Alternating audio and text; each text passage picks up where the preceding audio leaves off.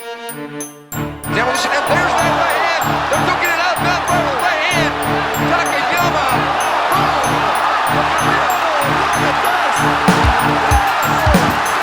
Green trunks for the southpaw, the notorious Conor McGregor. Black trunks for the champion, Jose Aldo Jr. Conor relaxed, smiling. Oh! Nate Diaz, you just shook up the world. How's that feel?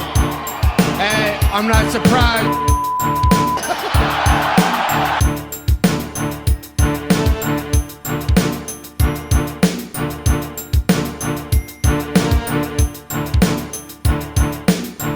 What is going on, everyone? Thanks for joining us. We got another banging episode, Chingasos Combat Crew. I got my boy Fonzo here. We are ready to talk Chingasos. You know, we got that UFC 307 wrap up. Shama, right, Fonzo?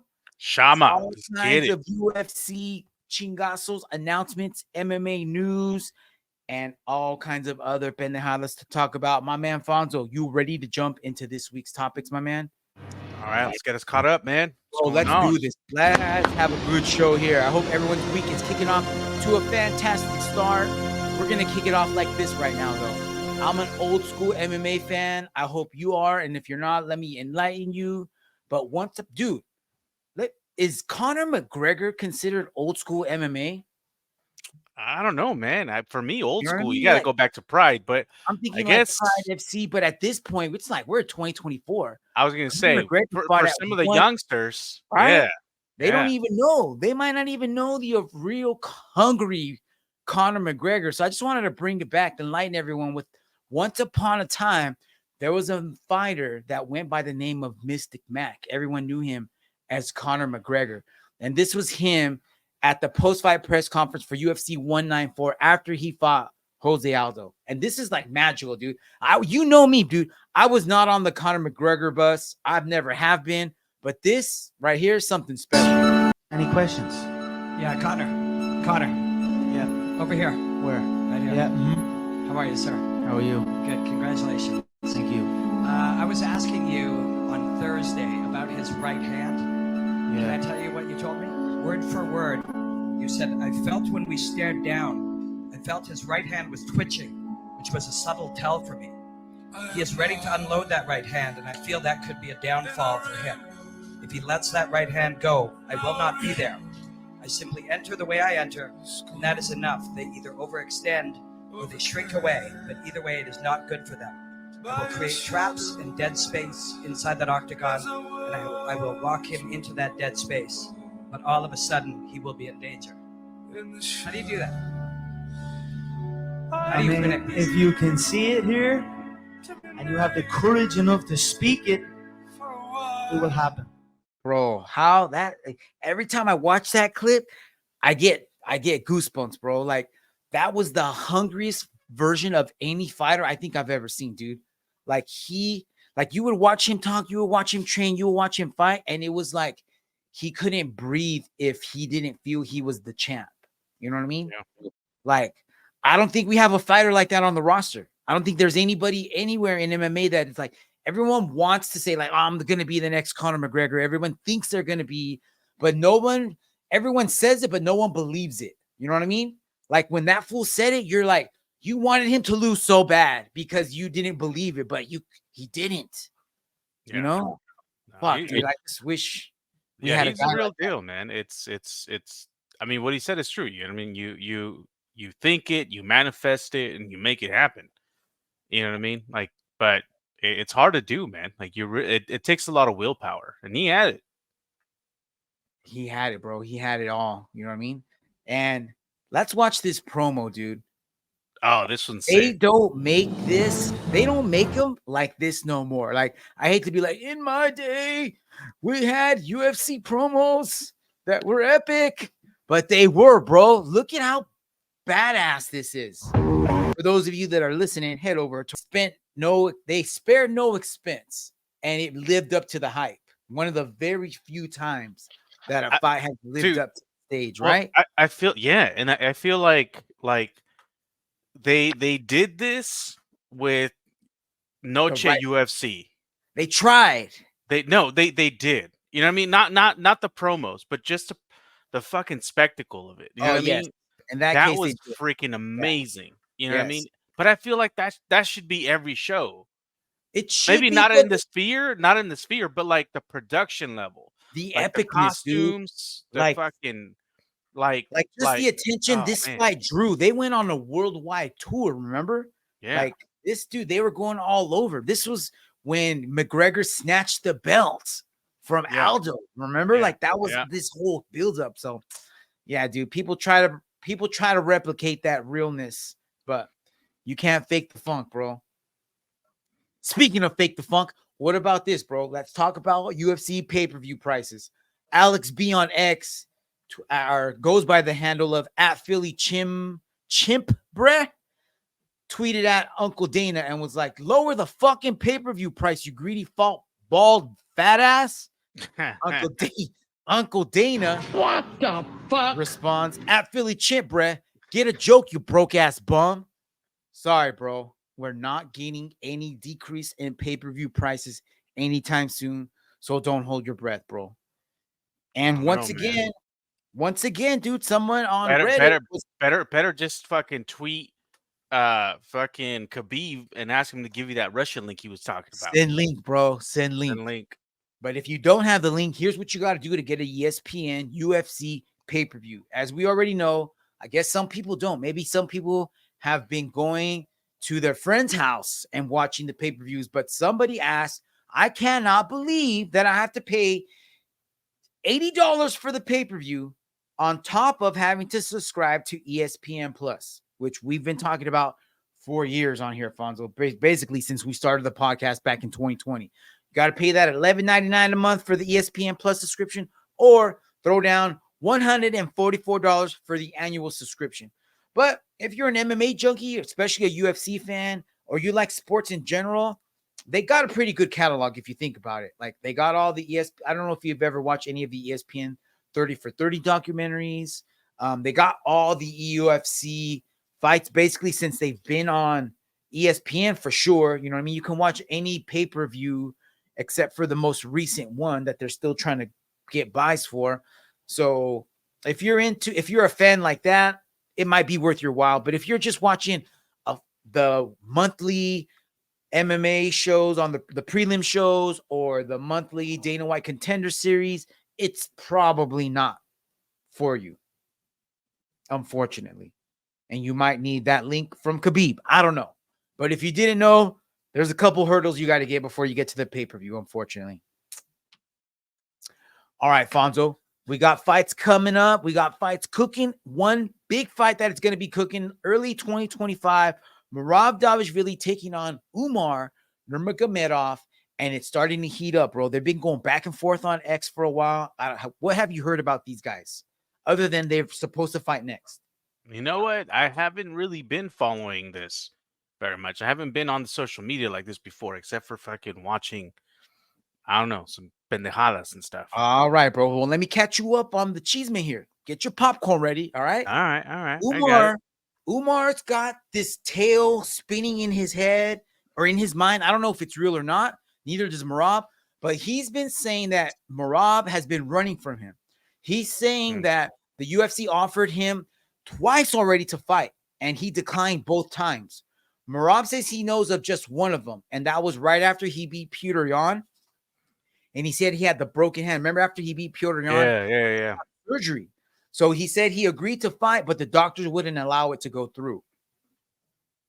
Yeah, makes sense. And so he's asking Merab to pull up the receipts, showing everybody when was the second time that they were contracted to fight. So that has not been brought up yet. So after that, Umar went on some podcasters, did some interview where he said he's probably going to be fighting in February or March. Now, that's a problem for Umar. Umar is Muslim. They celebrate Ramadan during March, which makes it difficult for them to train, much less fight. Right. Do the whole fasting thing during the day, and they only are allowed to train at night, I guess, or something like that.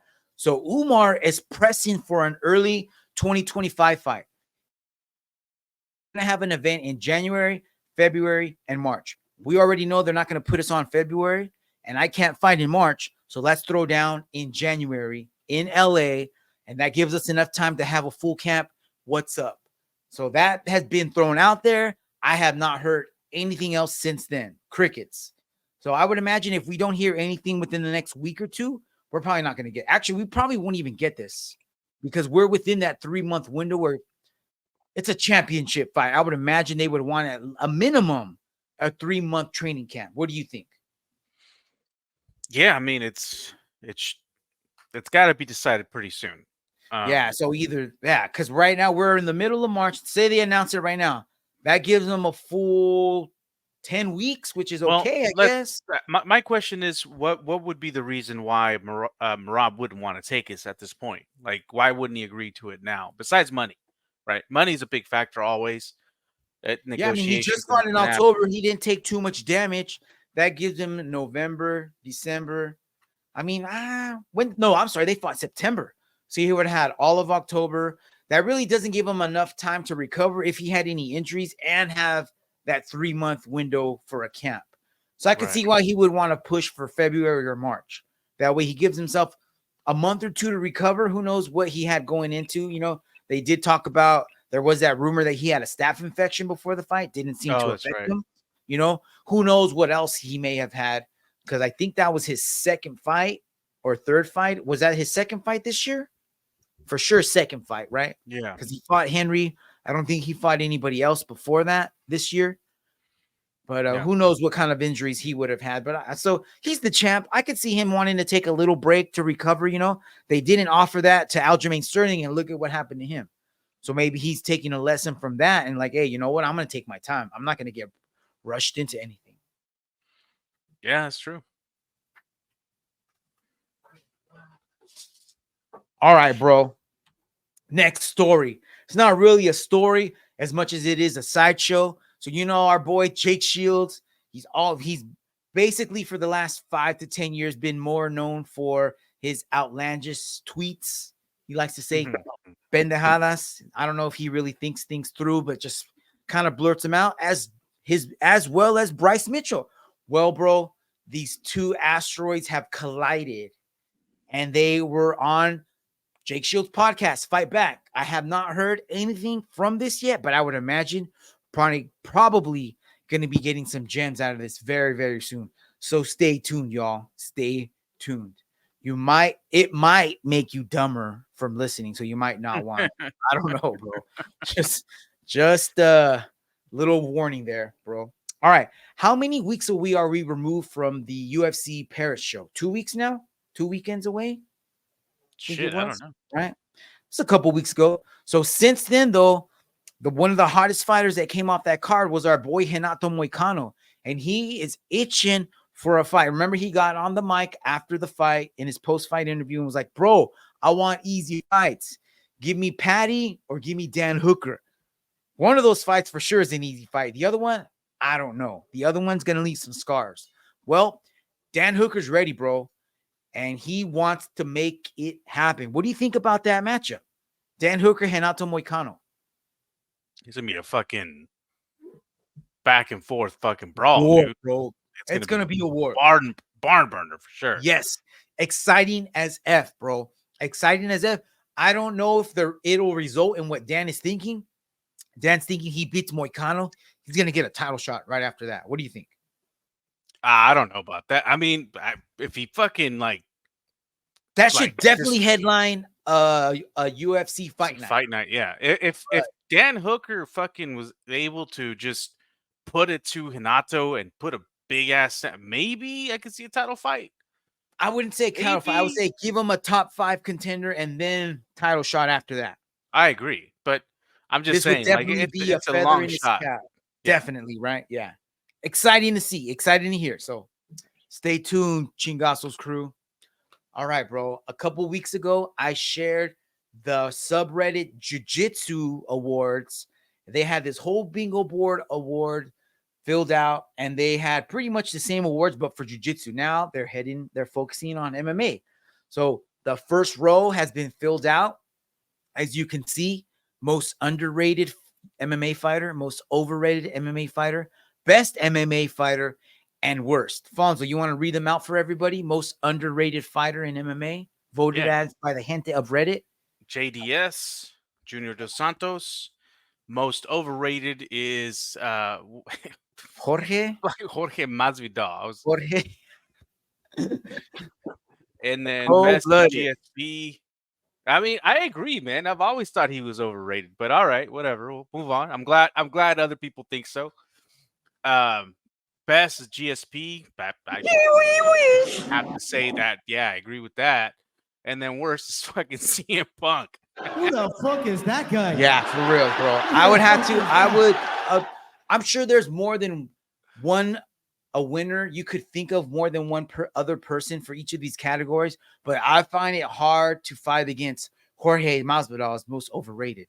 If you really think about it, I don't know if anybody else that's been like, I don't know. Junior Dos Santos is surprising as most overrated. I mean, I do agree that he was underrated for for some of his time, but I mean, but he's also a champion, so I don't know if you would really he really be considered underrated if he was a world champion? Look, this is where we're out. I gotta plug in my boy. This is what I would put in.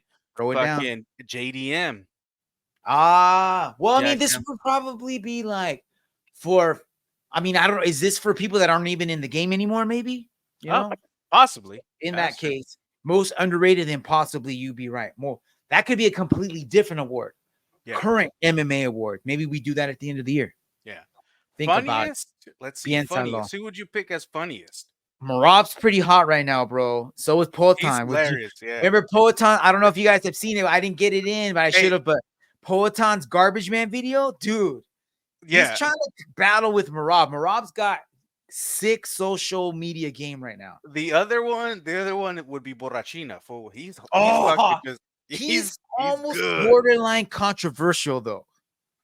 Some of the things he says, but I'm with you. I'm with you on that, man. What do you guys think out there? Who would you vote for as the funniest MMA fighter out there? What do you think?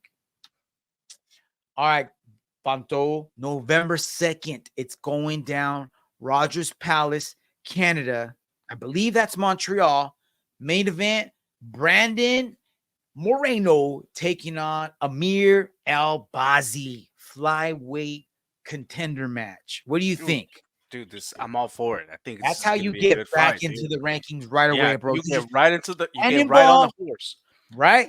And I'm glad to see him back, dude. I'm glad to see Moreno back. I know he sounds hungry too. Yep. Yeah, so we'll see. And then co-main event, Aaron Blanchfield taking on Rose Namajunas. Now, last time Rose was in the cage, kind of a lackluster show, but I don't think it was totally her fault. She just didn't get matched up with the right dance partner. But in this case, I think we got the right partners matched up. I think that's going to be a barn burner for the ladies, for sure. Yeah, I don't know Blanchfield too well. I'm not sure what she... Blanchfield is a youngster. She's got nice stand-up, and she ain't too bad on the ground. Okay. I'll have to watch some of her. It might be time for her. This might be the right time for her to be peaking. She took a whooping a while back, bounced back, got a little winning streak going on, but this for sure, winner here, possibly fighting for the belt very, very soon, man. Sick.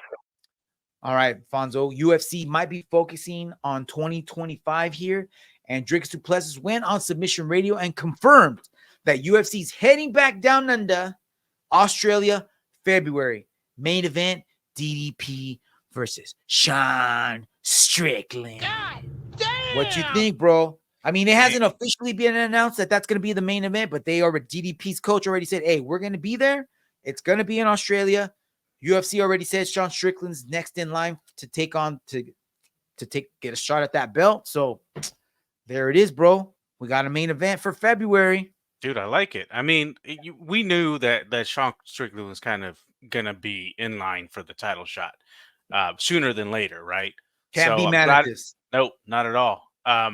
Although, man, I hope fucking Strickland comes with something else in that same fucking style he had from before, man. He's got to do more. Metal, bro. Yeah, he's got to do more. Dale gas, güey. Yeah. Ponte las pilas. You got it.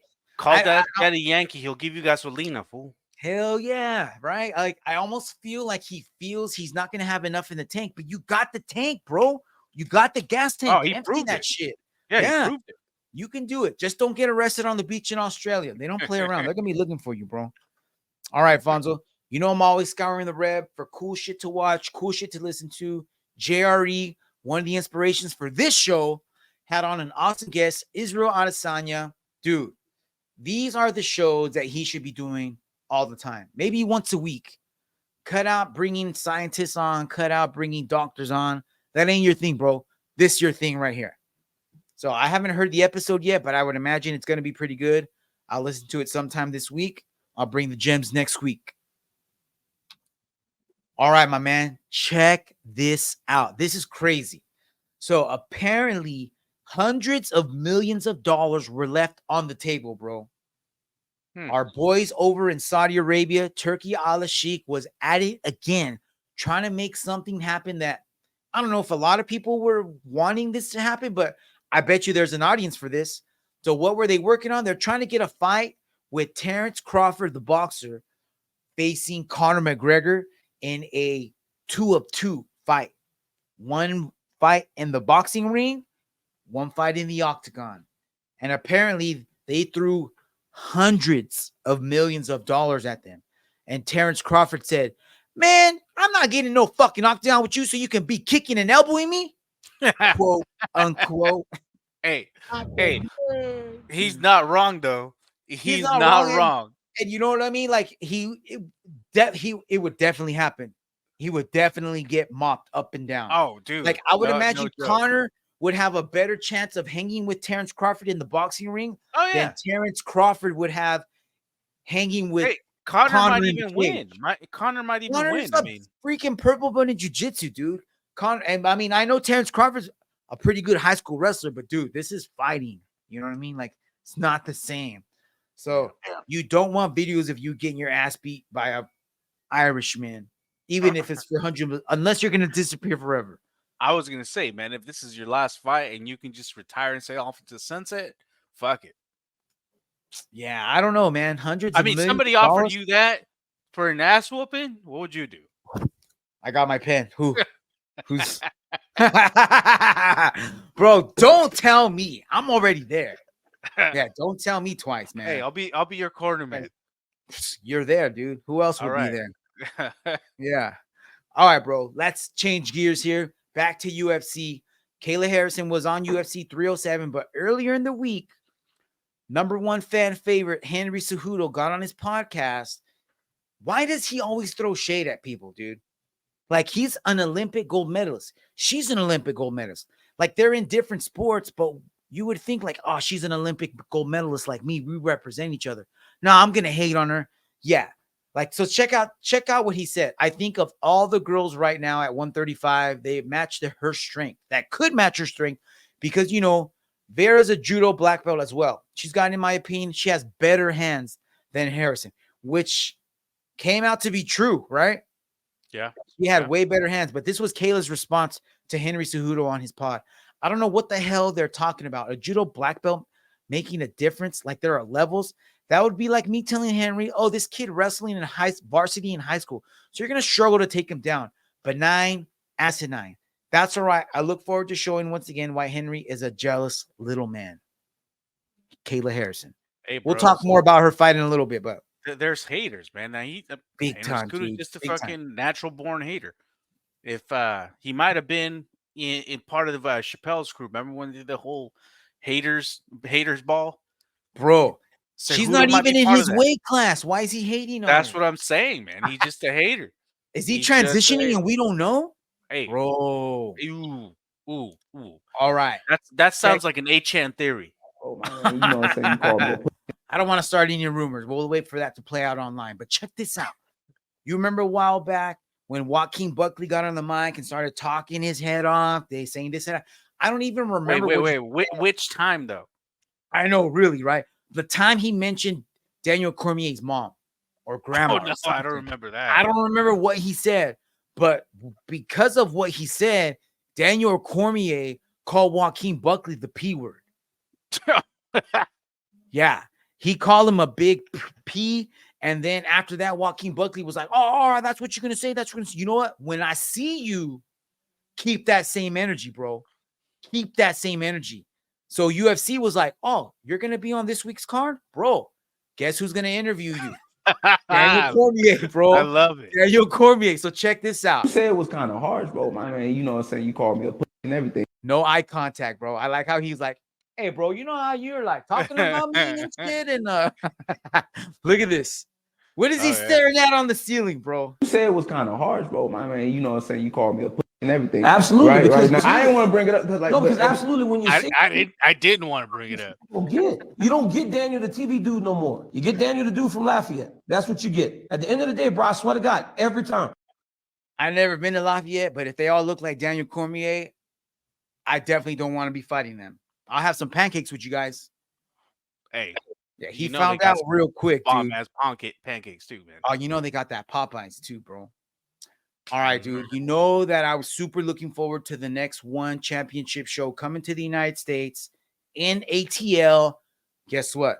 Chale, it is not gonna happen. So apparently they teamed up with some company called Stagefront VIP. And what these dudes do is they buy tickets at face value, hoping to resell them on the secondary market for increase in price. Fuck people like that. They're fucking scalpers. Yes, exactly, bro. Exactly. So it was because of that company that one championship looked like it sold a lot of seats for their last show in Denver, which for everybody that went, everyone that read anything online about it, it did not sell out. It did not do well in ticket sales. So they're like, F it. We're not going to do that again. So they bounced. So apparently they might have had some like deal with one championship to purchase whatever tickets didn't get sold to the public. But since they didn't turn a profit on their last show, they're like, we're not turning a profit on this show. We're out. So that, to me, that means that one is having a hard time selling any kind of tickets to anybody. So they're pulling out completely, moving the show overseas. It's going down in Bangkok. I don't know if it's still going to be down at the same time, but it got canceled, bro. All right, bruh. We're in the home stretch. UFC 307 just went down last night. Main event, Alex Potan Pereira, your number one guy, taking on Khalil Roundtree. Co-main event, Raquel Pennington taking on Juliana Peña. I don't have all the results. If there's a fight that I didn't talk about, my man, and you want to talk about it, let's discuss it. But I think I have like 3 or 4 fights that I want to talk about, starting with this one on the prelims. Did you watch the prelims?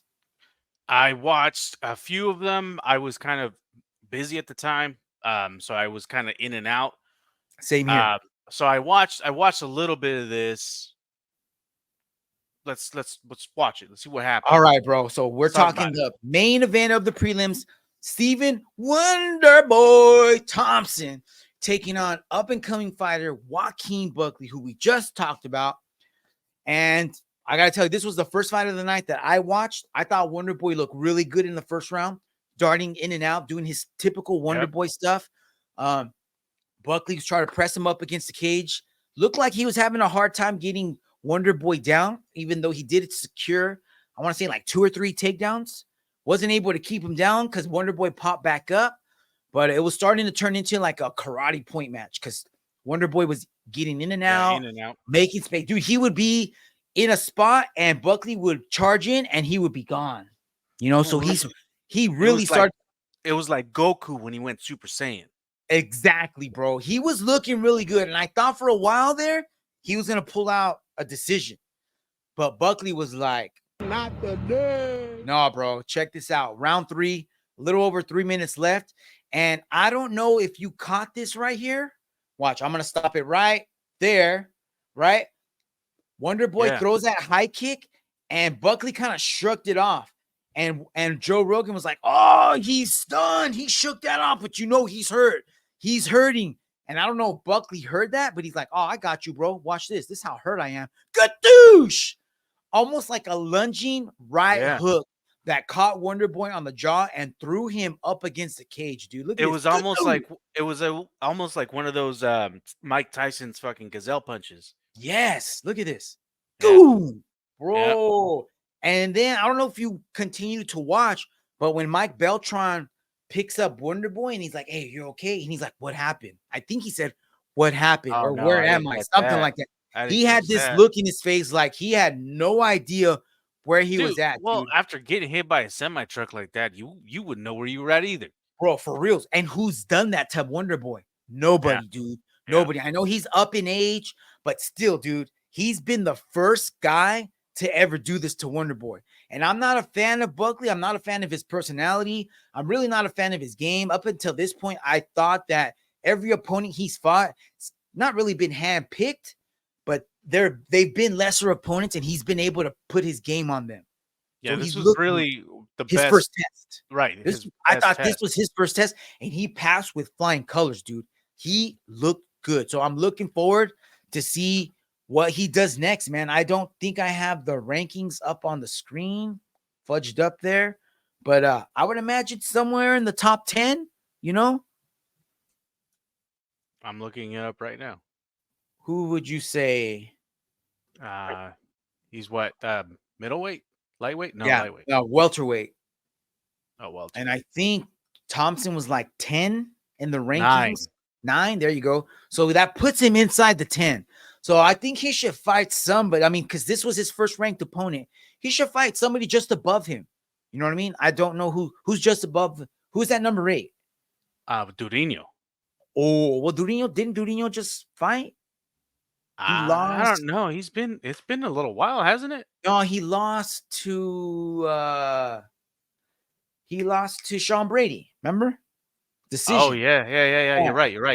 Yep. So a Sean Brady fight might be good, but Sean Brady's probably looking a little more up from that, you know? Yeah, Durinho's on a 2-fight losing streak. That might actually be a pretty good fight. That would be a really good measure for him.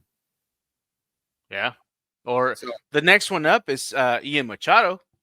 That'd be an interesting one. Bro, that would be good. That's interesting. 2 contenders right there. Yep.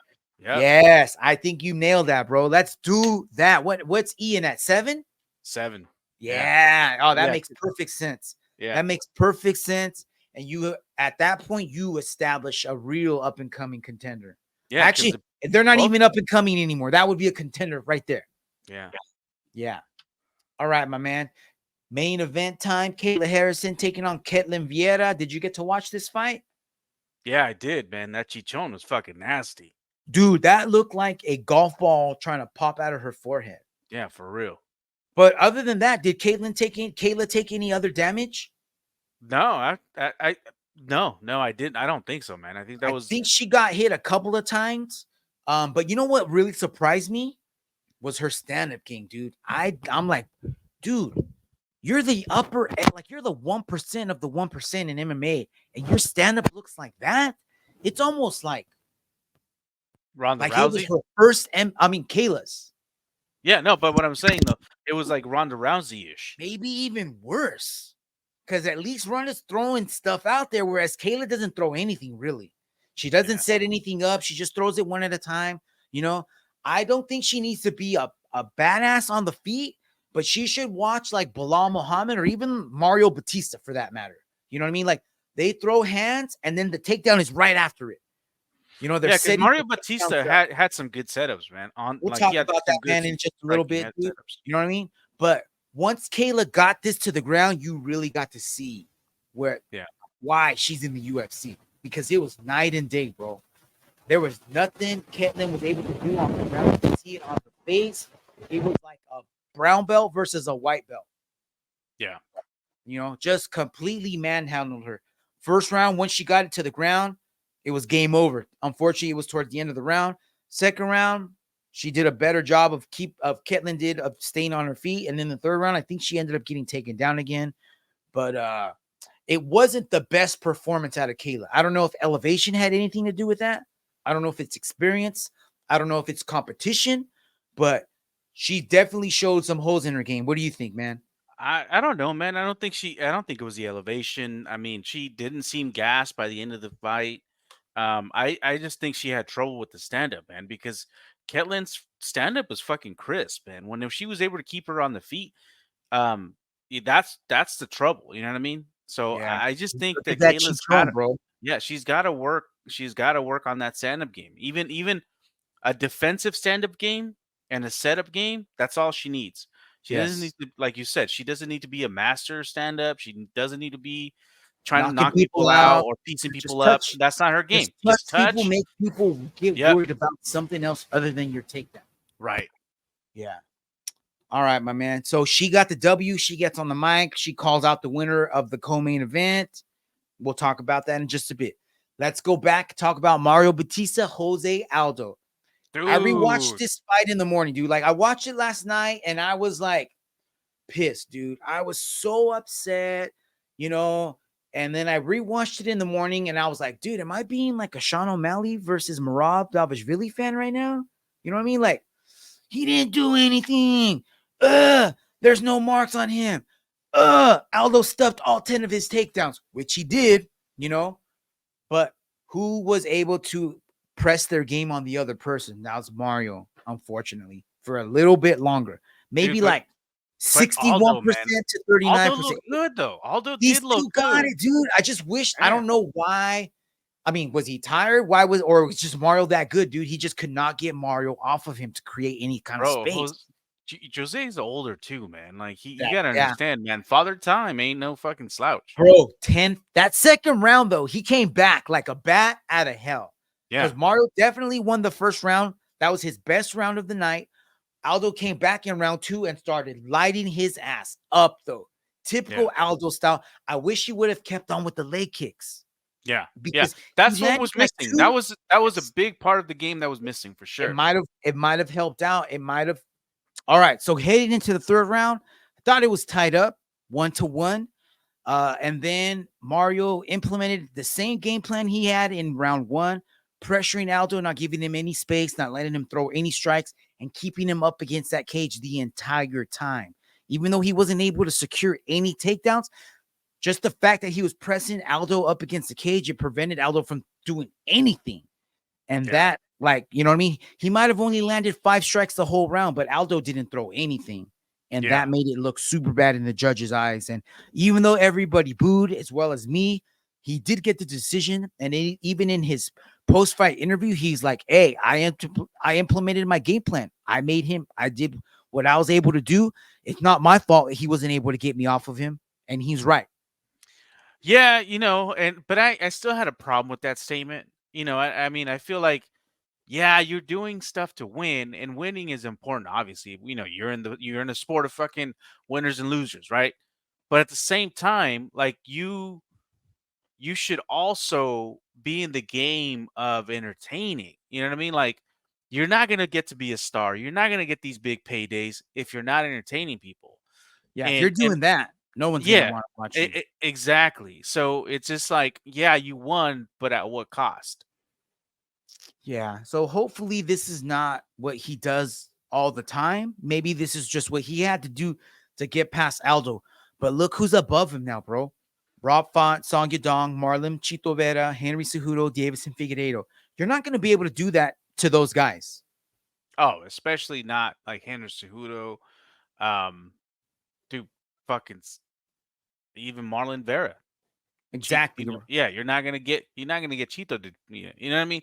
Like he's gonna have some strong competition coming. He's up. gonna have some problems, bro. So he's gonna be at number 10. He's probably gonna take Aldo's spot at 10.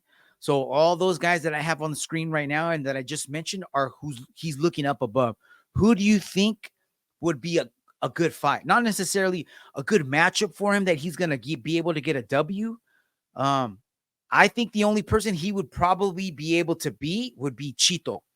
And that's because Chito would let him do what he just did to Aldo. I mean, maybe. Unless him. Yeah. Because Rob Font, I think, would be a little more active, a little more trying to push the pace. Henry Cejudo, I don't think he's going to be able to out-wrestle him.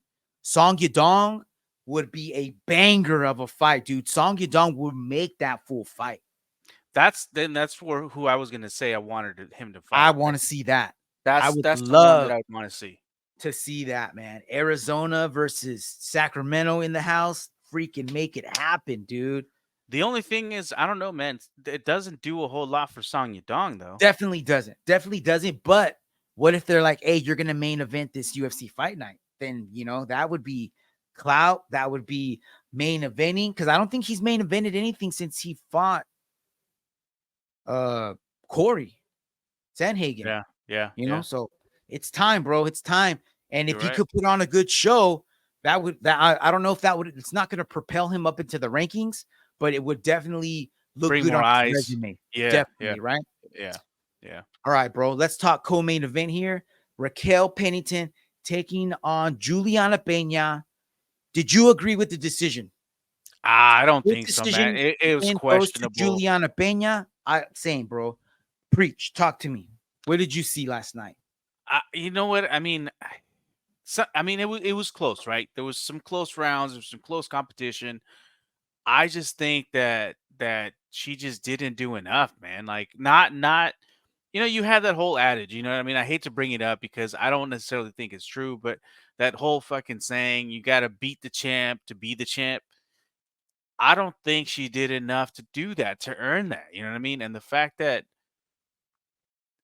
even it was questionable even without the title on the line made it even more questionable now that it was. So I don't necessarily agree that this was a call.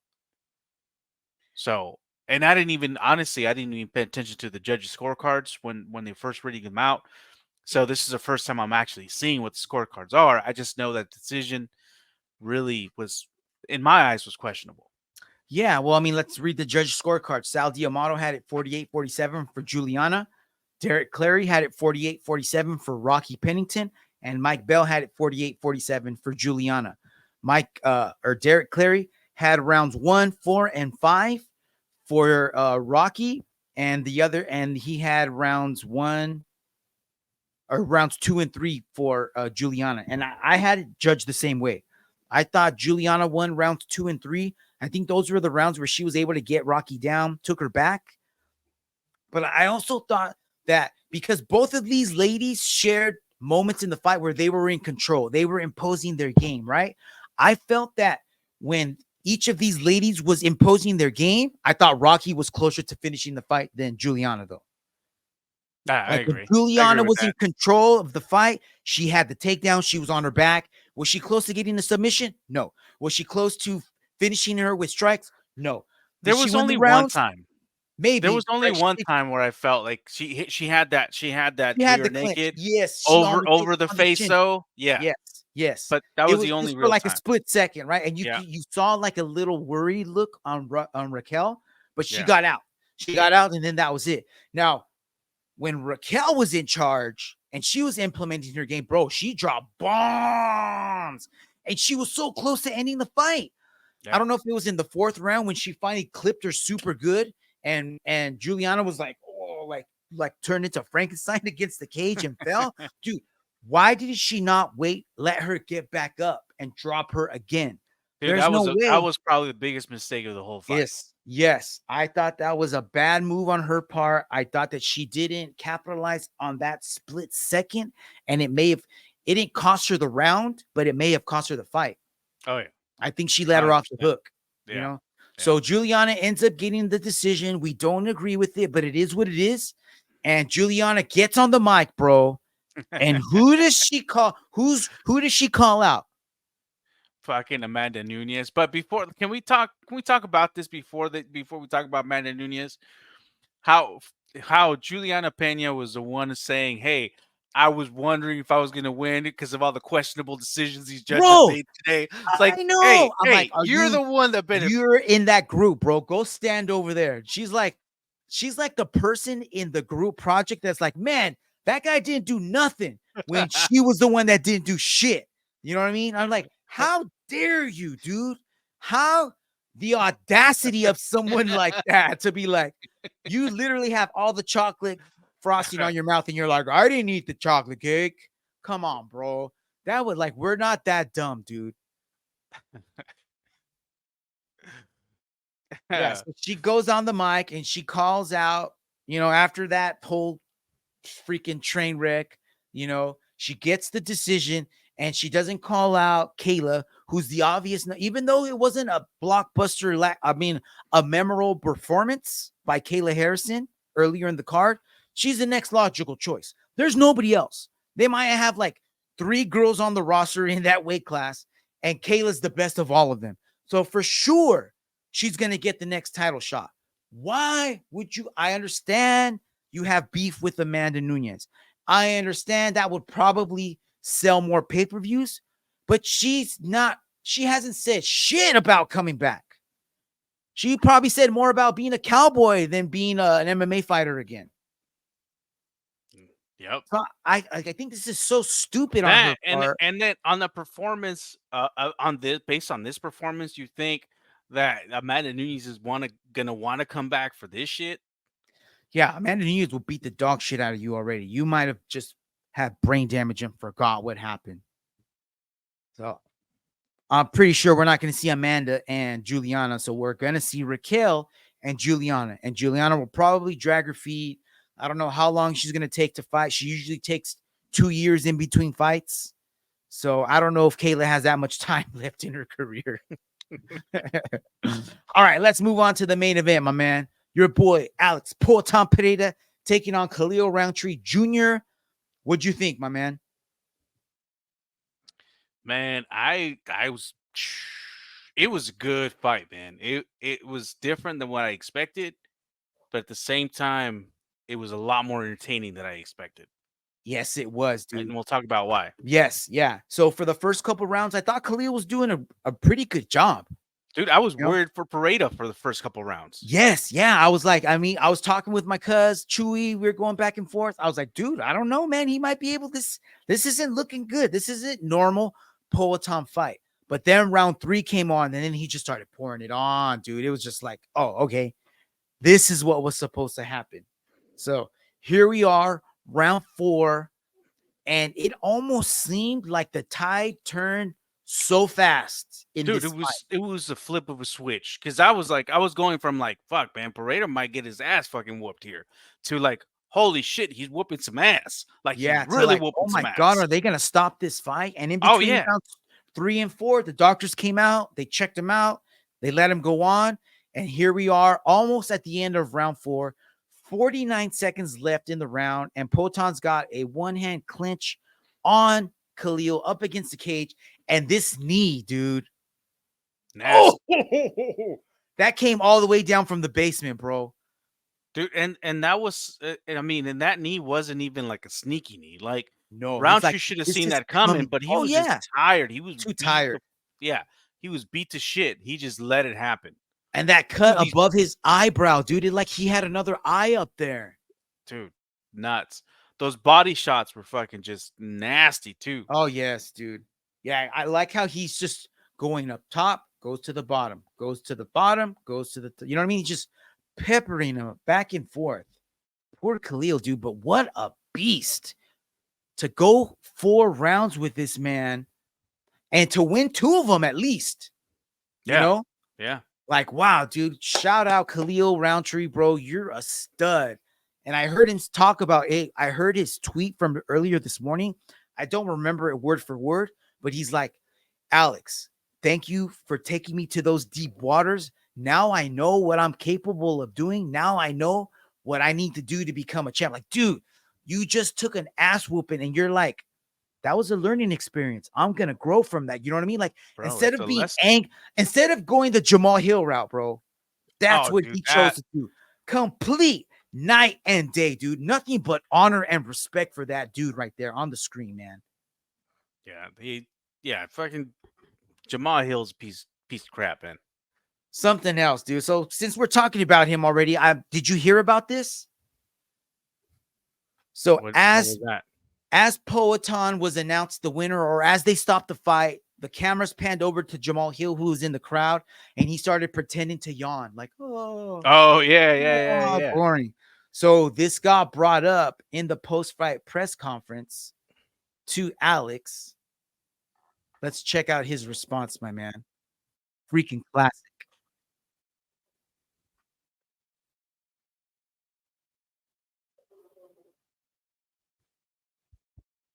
There's no sound.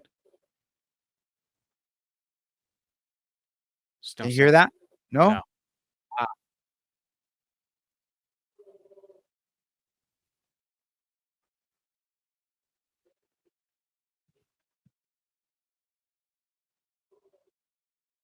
All right.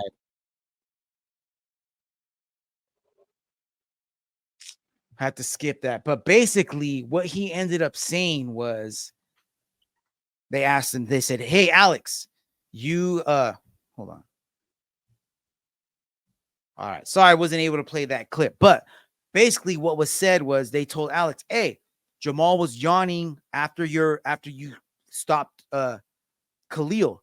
What do you think about that? And he's like, oh, he was probably yawning because he just woke up from UFC 300 when I knocked him the fuck out. Boo! Where am I? Where am I? What happened? Alone. Did I win? Alone. Rip Van Winkle, Jamal Hill just woke up, man. What a finish. Show, my man, that is a wrap. That's all I got. What a way to end the show. The legend of Poatan continues, bro. And I don't know if you heard this today in the post-fight press conference. Pereira said that he was only able to train for 3 weeks for this fight. He said he was having trouble getting his visa cleared, so he had to go back to Brazil. He said he got some type of sounded like like a viral infection or something, some type of a cough that he had to get on antibiotics for. So he wasn't able to fully train for that. On top of that, I guess he had a rib injury, and then the toe thing that he's had since the Jamal Hill fight was still giving him trouble. So he was like, I'm just glad to get out of this. So that might have had a part in why it took him a little while to get going in this fight, because he wasn't at 100%. Yeah, I heard about that, man. That's crazy, man, because a freaking 60% Poatan can do something like this. Crazy. Amazing, dude. Amazing. Crazy. And then there's a soundbite that I heard. I don't know if you heard Joe Rogan at the end of the fight.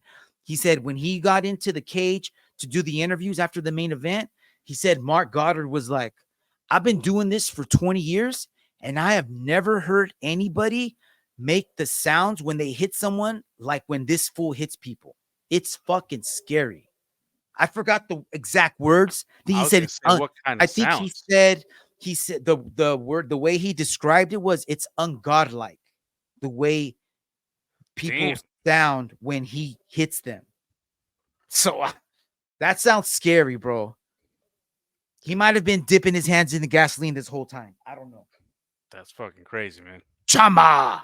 Bro, that's Terminator. a wrap. That's all I got, man. Anything you want to say to the people out there before we wrap it up? I can't wait to see what happens next with fucking Poatan.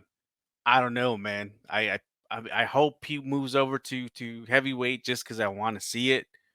I just keep the sideshow going, bro. Spectacle, man. I don't know how well he would do, but it'd be awesome.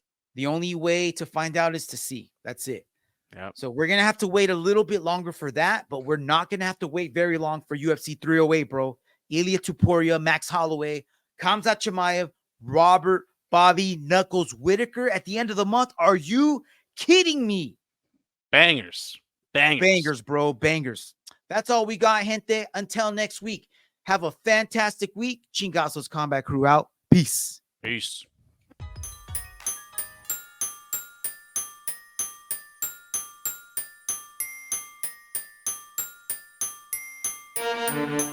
Demolition, and there's that right hand. They're looking it out. Mount Barber right hand. Takayama.